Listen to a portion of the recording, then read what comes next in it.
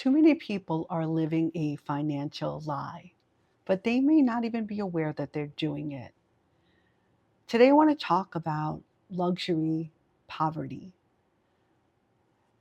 So many things are so unaffordable today, and I think it has given rise to luxury poverty to the extent that luxury is the baseline. Tomorrow, September 12th, the iPhone 17 comes out.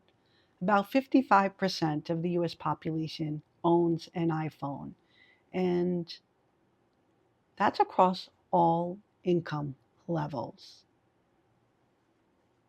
They say the average iPhone user earns about 85,000, but that includes people who are below the median. And so someone who is earning $40,000 a year may still own an iPhone the same way as someone who's earning 120. So for one, it may feel like just a little bit of spending money for them. Maybe it's a weekend they would have went away.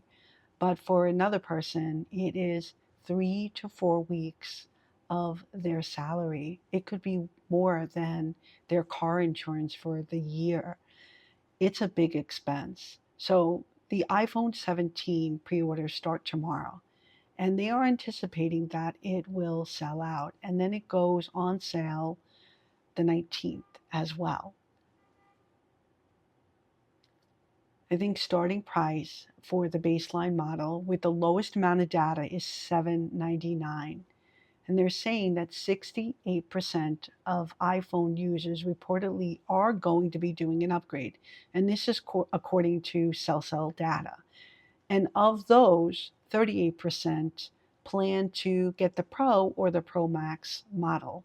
The Pro starts at $1099 and the Pro Max starts at $1199. And it goes all the way up to $1999. And that depends on how much data you get. So 2 terabytes, I think, is the $1999. Only available in the iPhone Pro Max. Now, what's really different about this iPhone? From my understanding, it is the camera and the stability of it. And we live in a culture where it is selfie based, Instagram based. I'm not a big selfie person, but my understanding is this new phone will has AI technology that it could change from landscape to portrait, and when it's taking selfies, it's more stability, and apparently it can fit everyone in the picture a little bit more easily, and it'll figure it out. So that's why I think people are upgrading. It's for the camera technology. I personally do not know what I'll be doing for now. I'm staying put with my iPhone 14 Pro, which I've had for several years now.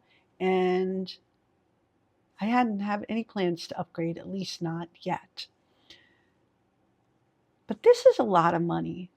The last time I bought the iPhone, I bought it outright in cash. I didn't finance it, but I did get AppleCare at first. And so this is another cost that people don't think about when they buy the iPhone.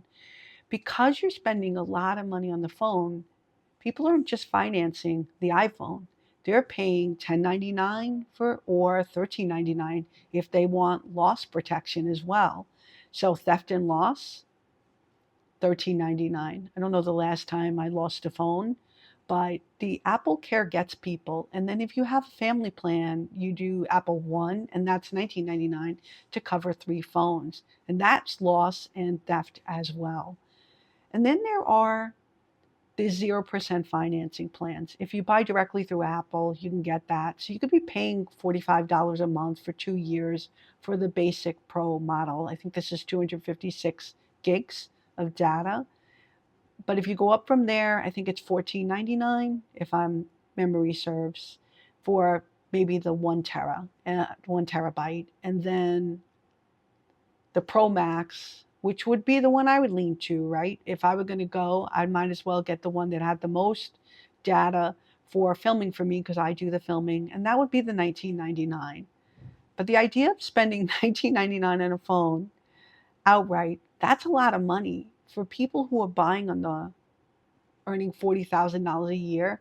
That's almost 4% of their salary. A lot of people don't even have enough money to cover an emergency fund, but they'll be willing to pay for the iPhone. And of course, they're going to be doing it on a payment plan.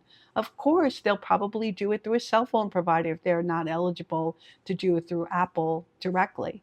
And so, if they're doing it through a cell phone provider, that means they're going to be paying for a higher phone plan as well. So maybe it's still 0% financing, but then they get into the habit of continually living on the payment model treadmill and that subscription plan of constantly having a phone.